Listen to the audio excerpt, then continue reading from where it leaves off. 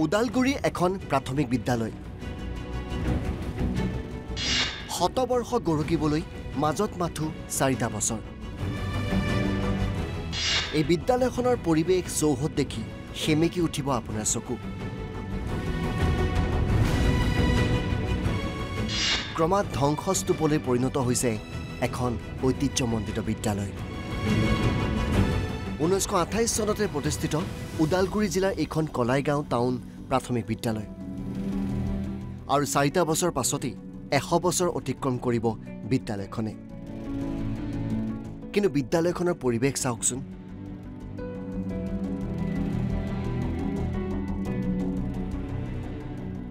ধ্বংসস্তূপলৈ যেন পৰিণত হৈছে ঐতিহ্যসম্পন্ন এই প্ৰাথমিক বিদ্যালয়খন।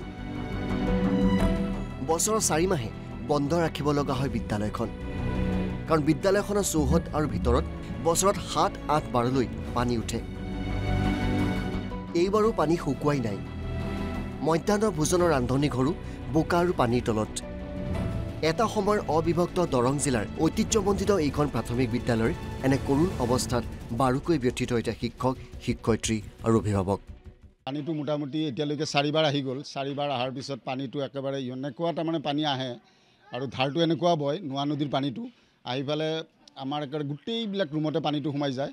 এতিয়া পাকঘৰ যিটো আছে, পাকঘৰততো একেবাৰে এইবাৰ এনেকুৱা অৱস্থা হৈছে। যোৱাবেলি আমি পাকঘৰতে ভাত পানী ৰান্ধিছিলোঁ, কিন্তু আজি 2 মাহমানৰ পৰা তাৰমানে মই পাকঘৰত ভাত ৰান্ধিব পৰা নাই। বাৰান্দাত ইটা পাৰি কিবা কৰি মানে খোৱা লোৱাটো মই দিব লগা হৈছে। কেতিয়াবা এতিয়া আজি দিবই পৰা নাই, আজি ক'ৰবাত বিস্কুট আনি খাব দিব লগা হৈছে। জনোৱা হৈছোঁ বহুতবাৰ। আমি তাৰমানে গুণোৎসৱ হয় প্ৰত্যেকবাৰে। আমি ডাইচত বস্তুখিনি দিওঁ, আমাৰ বিল্ডিং নাই বুলি আমি ডাইচতো দিয়া যায়।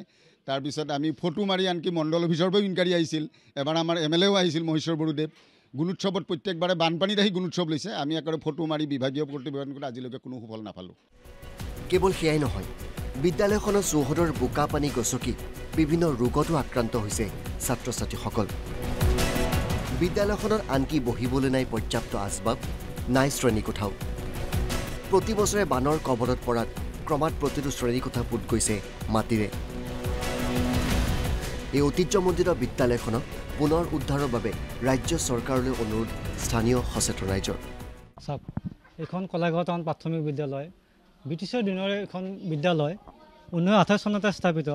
আজি চাওক, এখন স্কুল ধ্বংসৰ গৰাহত গৈ আছে। আপোনালোকে নিশ্চয় দেখিছে কণ কণ ছাত্ৰ ছাত্ৰীৰ কি অৱস্থা ভৰি। তেখেতসকলৰ ভৰি নিশ্চয় আপোনাৰ পানীয়ে খাই দিছে, কাৰোবাৰ ভৰি কাটিছে। আৰু চাওক, 4 বাৰকৈ ইয়াত বানপানী উঠিলে। মধ্যাহ্ন ভোজন বন্ধ হৈ আছে। তাও কিবা কৰে প্ৰধান শিক্ষক মহোদয়ে ইটা পাৰি পেলাই, আজিৰ যুগতো ইটা পাৰি পেলাই এনেকৈ অস্থায়ীভাৱে খুৱাব লগা হৈছে কণ কণ ল'ৰা ছোৱালীক। বিভাগীয় কৰ্তৃপক্ষক জনোৱা হৈছে, আমাৰ জনপ্ৰতিনিধিক তেখেতসকলেতো জনোৱা গৈছে। তেওঁলোকৰ আবেদনবিলাক হয়তো কোনখন টেবুলৰ বা ফাইলত পৰি থাকিলে সেইটো আমি গম নাপালোঁ। ওদালগুৰিৰ পৰা নিপু কাকতি, NB নিউজ।